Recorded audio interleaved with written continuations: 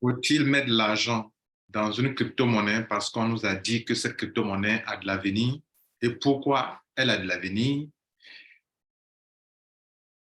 Devrons-nous mettre de l'argent dans des shitcoins ou dans des entreprises de crypto-monnaie, des compagnies qui nous disent que bon, leur crypto-monnaie fera ceci, fera cela? Que devons-nous faire?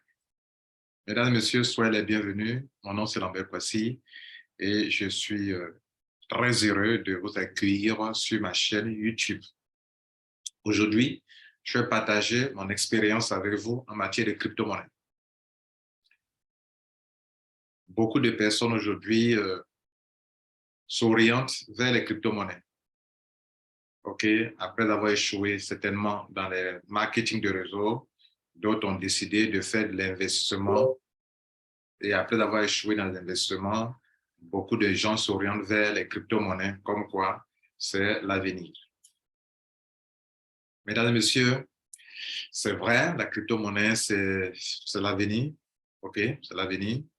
Mais attention, là encore, il y a beaucoup de choses que nous devrons apprendre pour éviter de nous faire avoir. Quand je me tiens devant vous pour parler d'un sujet, c'est que je suis là pour partager mon expérience. Je vais donc partager mon expérience avec vous. Voilà, quitte à vous d'en faire ce que vous voulez. Sur notre chaîne YouTube, nous informons, nous formons et nous coachons des gens, des entrepreneurs du web. Donc, écoutez, et si ça vous va, pas de souci. Je vais lister des points importants en matière de crypto-monnaie. Très important. Dans le but de vous aider à faire le meilleur choix, ou même si vous êtes déjà engagé, à ne pas trop perdre ou à savoir gagner. Très important. Notez que d'abord, une crypto-monnaie, la plupart du temps, lorsqu'on veut lancer une crypto-monnaie,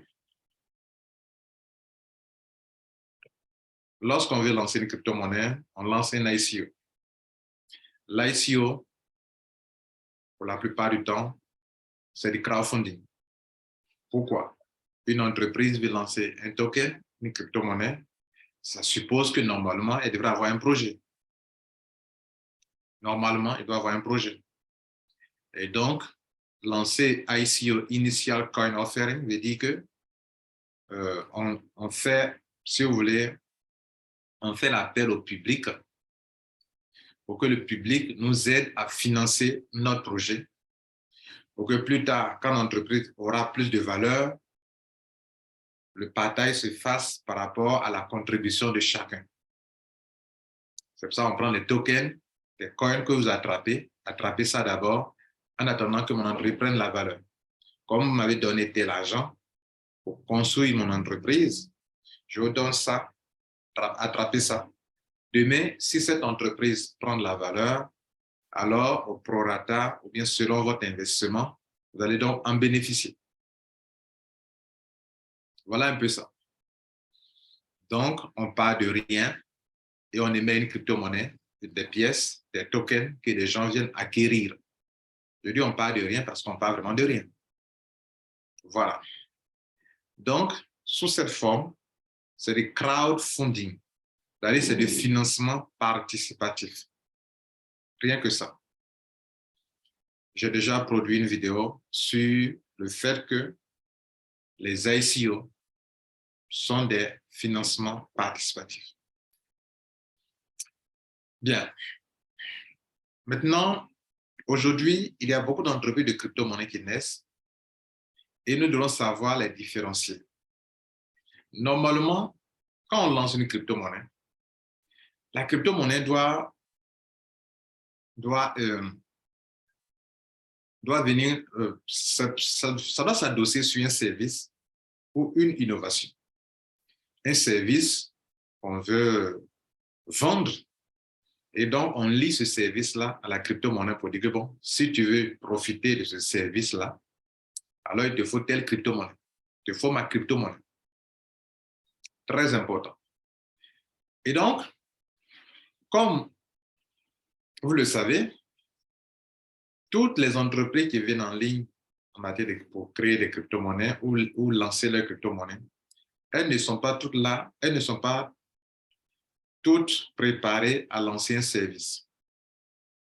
C'est vrai, en lançant une crypto-monnaie, même qu'on lance un service, le but est de se faire de l'argent.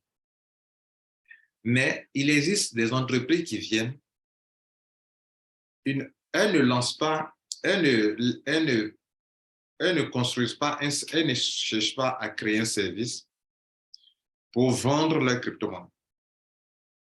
Elles viennent simplement pour gagner de l'argent.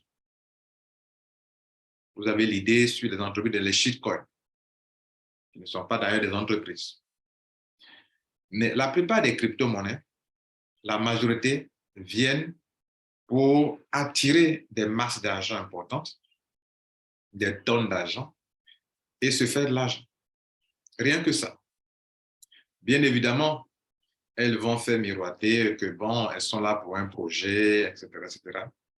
Mais en réalité, pour les différencier, pour les reconnaître maintenant, on ne doit pas rester sur la promesse. Voilà, la promesse, pas de promesse.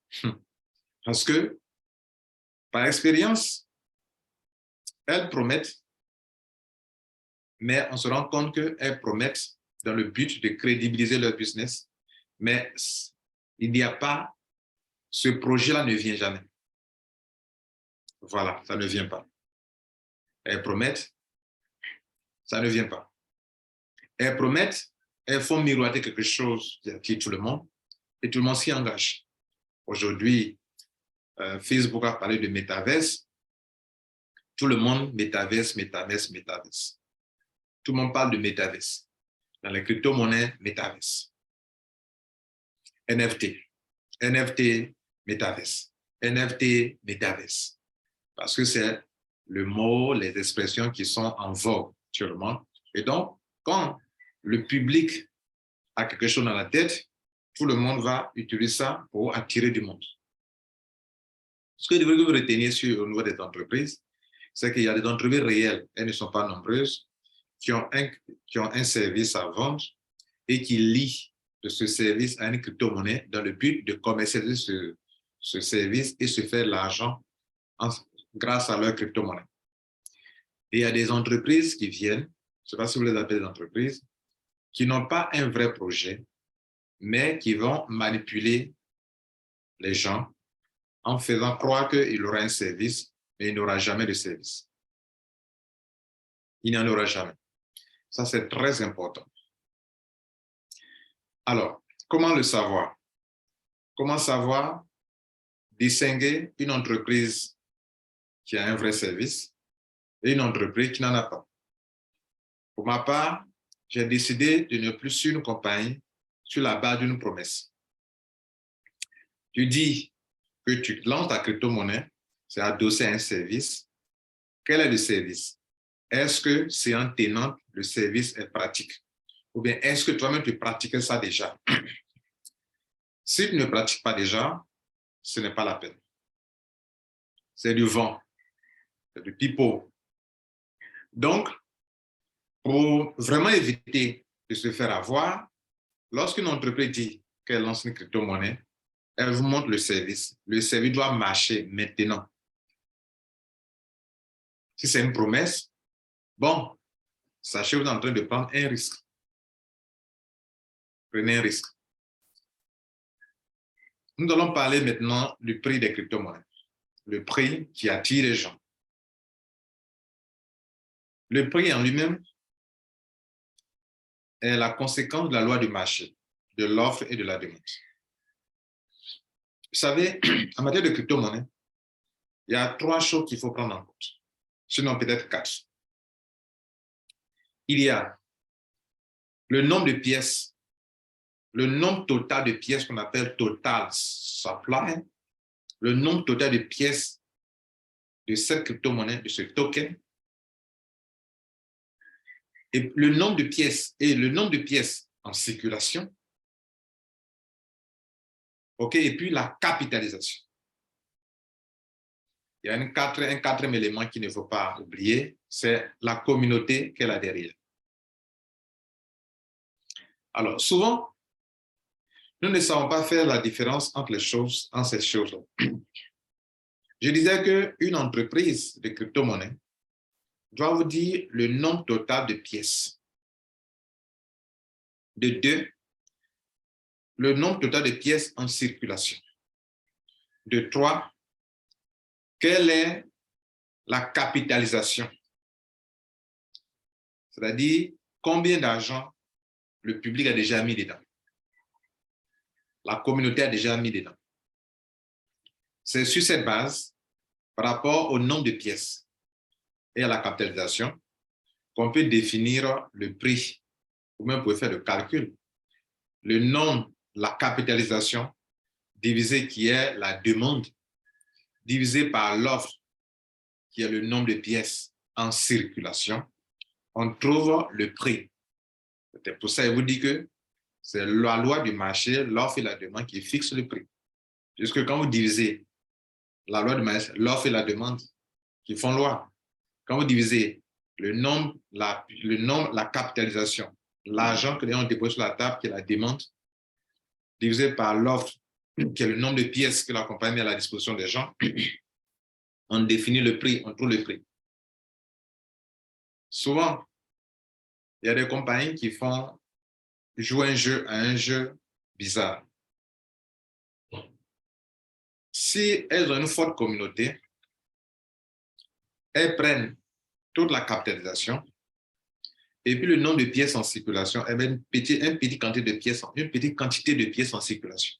Parce qu'il y a le total supply, qui est le total de toutes les pièces, et puis il y a circulating supply, c'est-à-dire le nombre de pièces en circulation. Et puis, elles allouent un petit nombre de pièces par rapport à la capitalisation. Donc, quand vous divisez, prenez la capitalisation divisée par le nombre de pièces en circulation, vous voyez que la crypto-monnaie a pris de la valeur. Donc, souvent, il y a de la manipulation sur ça.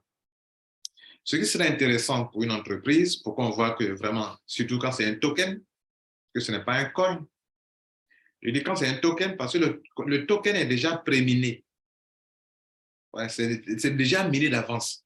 C'est-à-dire, on ne va pas venir miner au fur et à mesure. C'est déjà miné d'avance, c'est déjà là, disponible. Alors qu'un coin, la blockchain, au fur et à mesure, va miner de nouvelles crypto-monnaies. Alors que le token, c'est déjà créé, ça y est là, toutes les pièces sont là.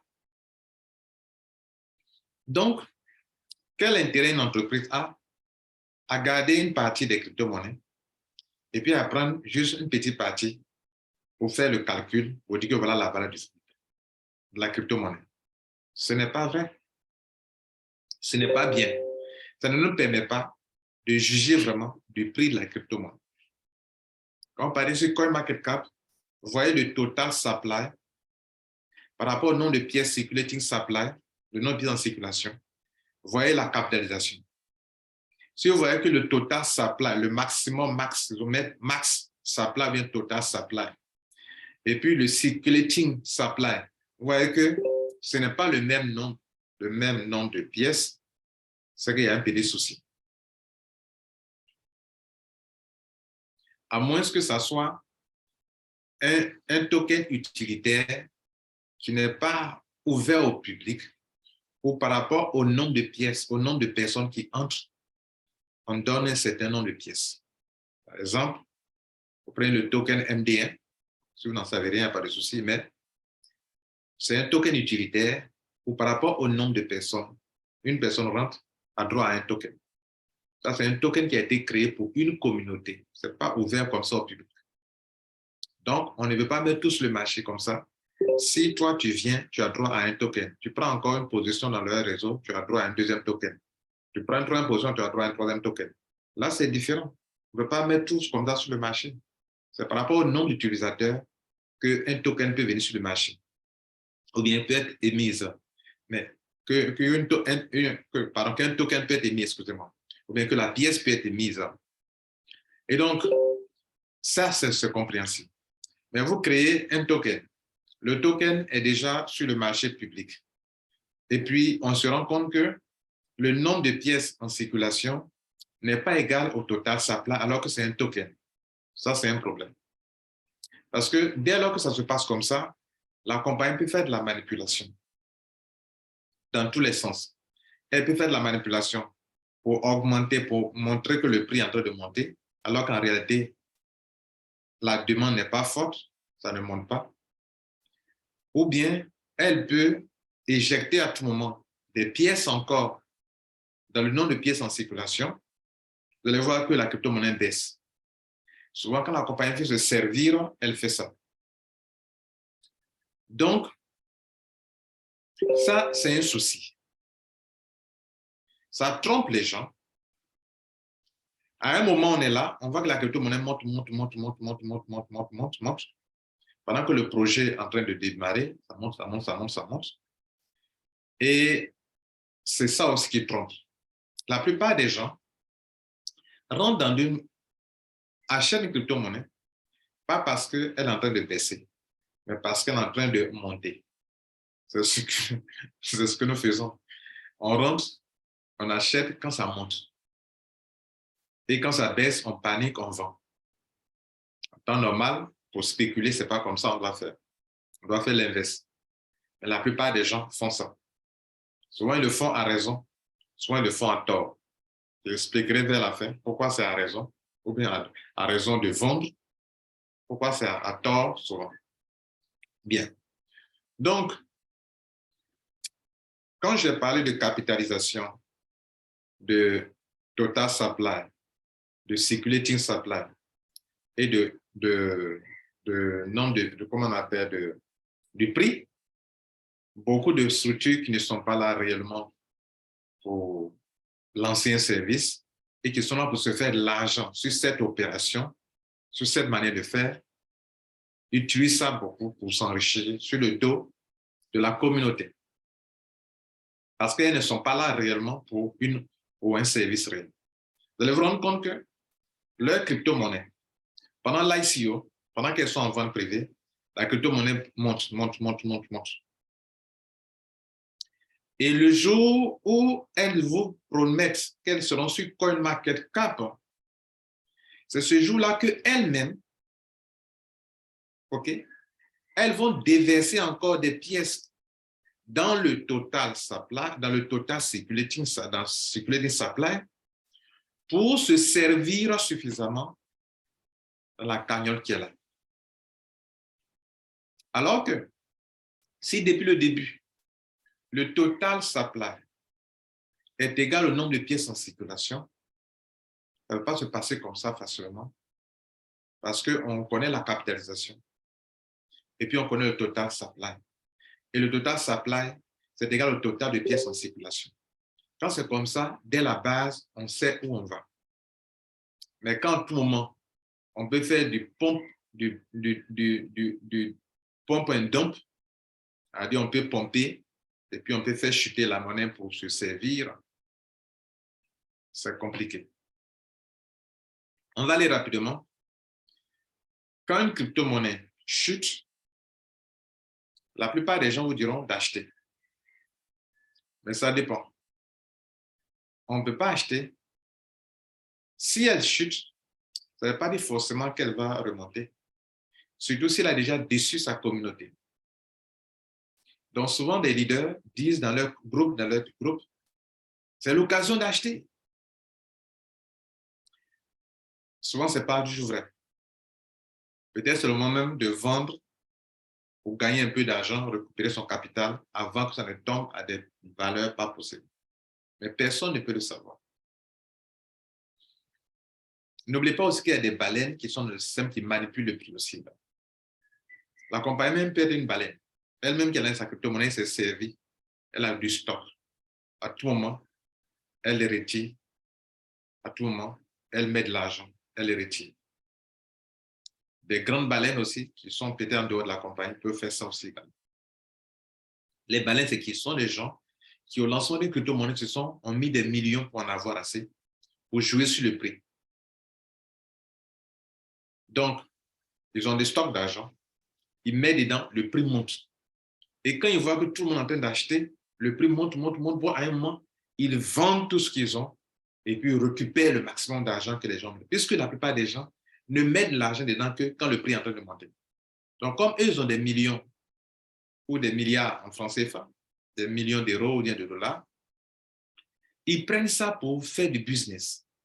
Ils sont des baleines Ils savent que la plupart des gens achètent la crypto-monnaie quand ça monte. Donc, qu'est-ce qu'ils font? Ils mettent le paquet dedans. Et puis, du coup, ça influence le prix puisque la capitalisation augmente aussitôt. Donc, le prix monte. Et comme là, le commun des mortels, la plupart des gens achètent quand le prix monte, alors les gens vont acheter, acheter, acheter. Ce qui va encore faire monter le prix davantage. Et comme eux, ils ont beaucoup de pièces, qu'ils voient que le prix est vraiment allé au-delà de ce que, au niveau où ils veulent se faire beaucoup d'argent, ils vendent toutes leurs pièces, ou la majorité de leurs pièces, et puis le prix s'affaisse, le prix baisse. Mais ils auront fait beaucoup de tonnes d'argent. Se sont fait beaucoup de tonnes d'argent. Bien. Quand le prix tombe, quand le prix baisse, quand le prix baisse, dans certains cas, c'est que la compagnie est en train de se servir. Hein? Elle est en train de se servir. Ça, il faut le noter. Les compagnies bizarres, les compagnies qui ont des choses qui ne sont pas claires, elles sont en train de se servir. C'est-à-dire, je vais vous montrer maintenant, quand le prix baisse, quelles sont les choses qui sont en train de se passer. Si le prix baisse de façon drastique,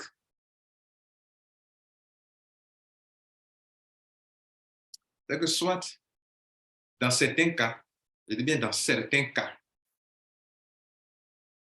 ce que je vais lister, ce n'est pas exhaustif.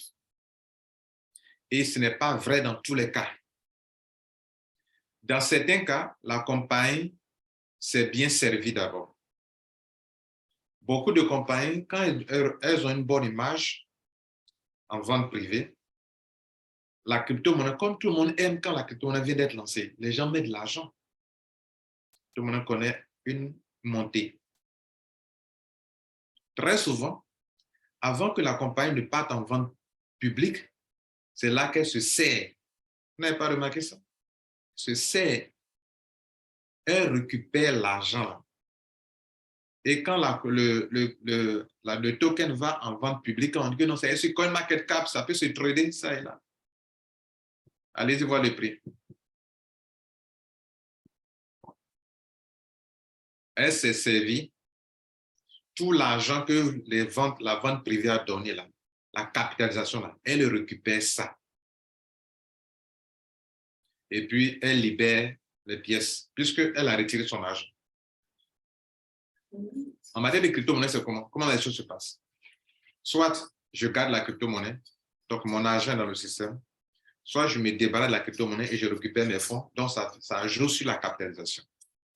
Étant en train de dire, beaucoup d'entreprises de crypto-monnaie en ligne, pour votre information, d'autres, les leaders qui sont honnêtes et qui s'appellent aujourd'hui crypto-investisseurs, qui gèrent des groupes, peuvent me donner raison.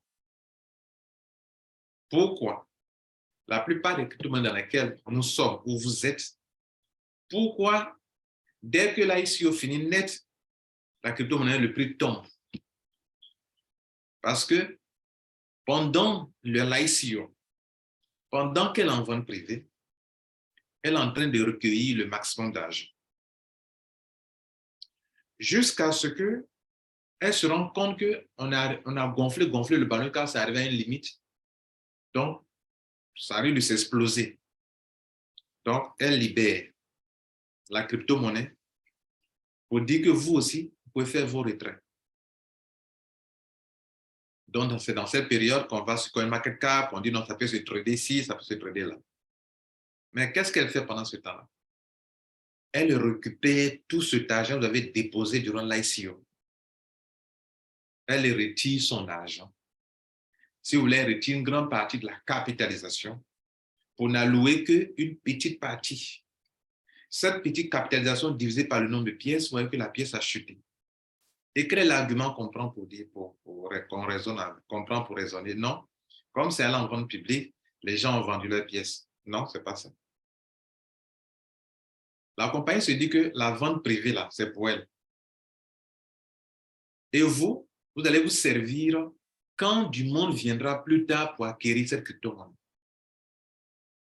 Et si ce monde ne vient pas demain pour acquérir la crypto-monnaie, parce qu'elle se dit que, bon, elle, ce que vous avez fait là, c'est pour elle d'abord.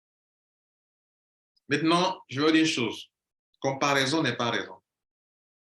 Je écoute souvent dans certains groupes des leaders qui viennent, qui disent, bon, vous savez, quand Binance a été lancé, c'était comme ça. Aujourd'hui, Binance vaut ceci. Quand le Bitcoin était... Ce n'est pas la même réalité. Ce n'est pas les mêmes époques. Hein? Et puis, ce n'est pas la même chose. Ne comparez pas les choses comme ça. Lorsque vous dites, quand Binance était en telle année, c'était comme ça, et les gens qui avaient misé $100 ont eu tel nombre de pièces, Donc, vous aussi, aujourd'hui, comme c'est moins cher, crypto-monnaie moins cher, venez miser. C'est la même chose. Binance, c'est une plateforme de change. Et sur cette plateforme de change, vous venez utiliser leur crypto, leur propre token sur la plateforme de change parce qu'il y a un service derrière, service. Binance a sa propre blockchain. Donc, elle peut accepter que les gens s'appuient sur sa blockchain pour créer des tokens. Tous les tokens là utilisent la crypto-monnaie, le coin Binance comme BNB, comme gaz, frais de gaz. Parce que Binance est ouvert aux entreprises qui veulent créer leur token. Comme Ethereum a sa blockchain, si tu veux passer par la blockchain d'Ethereum pour pouvoir créer ton token, tu dois payer des frais de gaz dans le token Ethereum. C'est la même chose que Binance a fait, donc il y a un service. Donc, comparer, dire que bon, vous voyez là, en telle année, Binance était tel prix, c'est faux, c'est pas vrai. Ce n'est pas la même réalité. Il n'y a que des ignorants qui peuvent suivre ça, qui peuvent vous écouter quand vous parlez comme ça. C'est pas vrai, c'est pas la même chose. C'est pas parce que ce n'est pas la même réalité. Comparaison n'est pas raison. Quand c'est comme ça, les anciens qui ont mis de l'argent dans cette crypto-monnaie espèrent que ça monte. Mais nous sommes dépendants.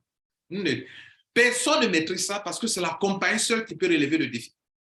Nous, notre espoir que ça monte, ça ne montera pas comme ça parce qu'on a espoir, forcément non. La compagnie, soit elle a déçu les gens, donc les gens ne sont plus prêts à faire ça. Donc, nous, ceux qui ont déjà mis de l'argent, sont en train de dire que bon, il dit aux gens, quand c'est comme ça, il faut en acheter suffisamment parce que ça a chuté. Est-ce que c'est la bonne motivation qu'on doit apporter aux gens? Parce qu'il le dit parce que dans des groupes, des leaders, quand la crypto est en train de chuter, il dit aux gens d'en acheter encore davantage.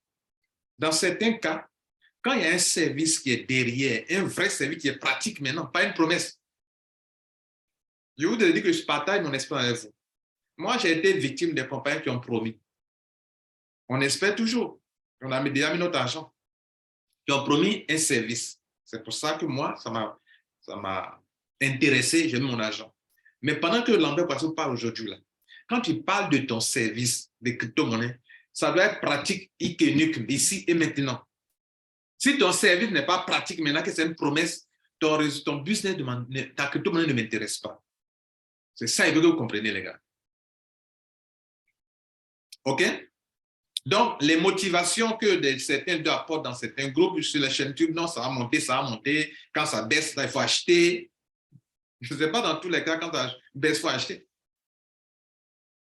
Une action, on achète quand on sait que cette action-là, quel que soit le temps que ça va prendre, les gens auront besoin de cette chose-là. Donc, j'ai misé dans telle entreprise, j'ai payé des actions, l'action est en train de chuter, je peux acheter encore beaucoup d'actions, mais c'est qu'il pleut, qu'il neige, ça là, les gens vont utiliser ça.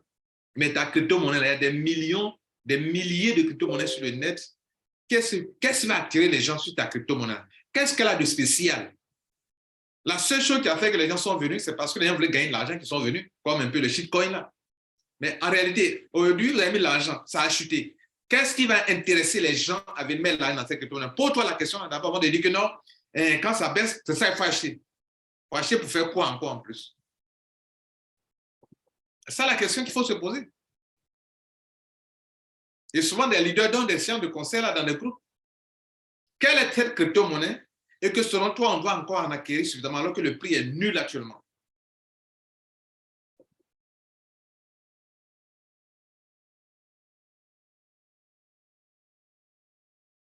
Bien.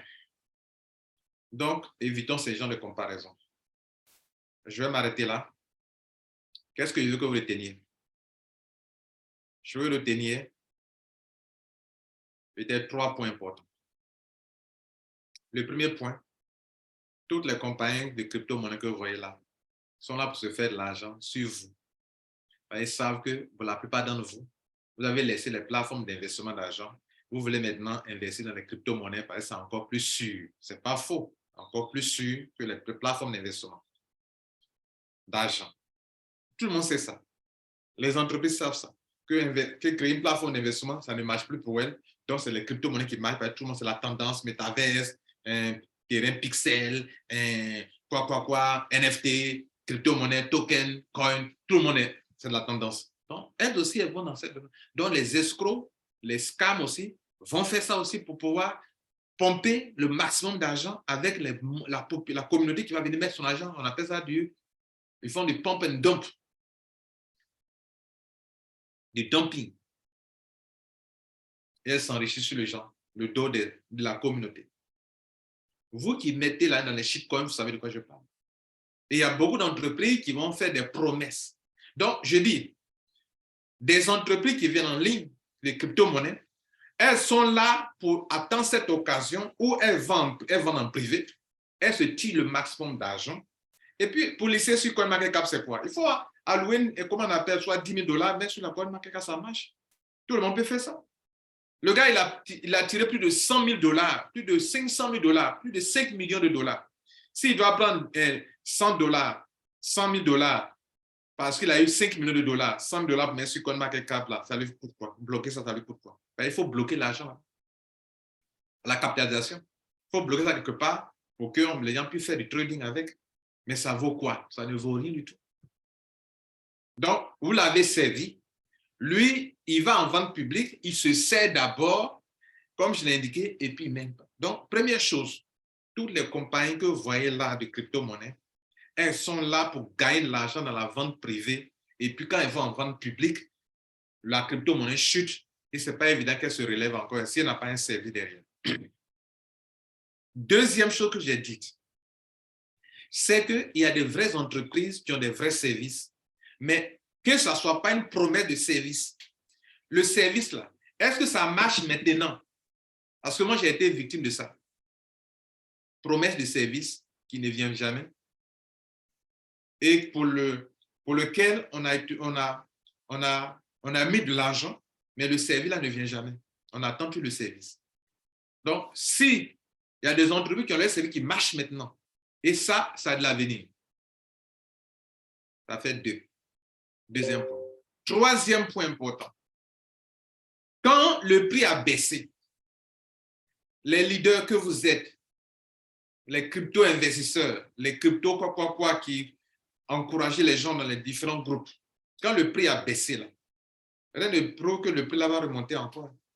Et souvent, ceux qui sont en train de vendre maintenant, là, ils ont raison de vendre maintenant parce qu'eux-mêmes, là, ils vont récupérer leur capital par rapport à vous qui croyez que ça va remonter. Ça va remonter par rapport à quoi? C'est sur quelle base ça va remonter? Peut-être ça ne remontera plus jamais parce que la communauté a été dessus. Parce que la compagnie, là, s'est servie. La communauté a été dessus. Comme il n'y a pas de service derrière, personne d'autre ne viendra demain dans cette compagnie. Donc, il n'y a pas de nouveau dépôt d'argent pour acquérir ce token, que ce token prenne la valeur, bien la crypto-monnaie prenne la valeur. Donc, vous allez garder votre pièce là dans vos mains 1 an, 2 ans. Ça ne dit rien à la compagnie là. Ça ne lui dit rien. Elle s'est déjà servie. Elle va prendre ces millions-là pour aller créer sous un autre nom, un autre token encore, même scénario encore. Elle va répéter ça plusieurs fois. Elle crée un token ici. Ça coûte combien un token? Elle crée un token. Elle fait l'ICO.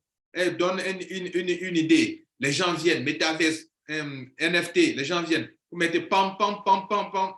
Elle dit bon, après on va l'en vente publique. Et puis à un moment, elle pompe l'argent.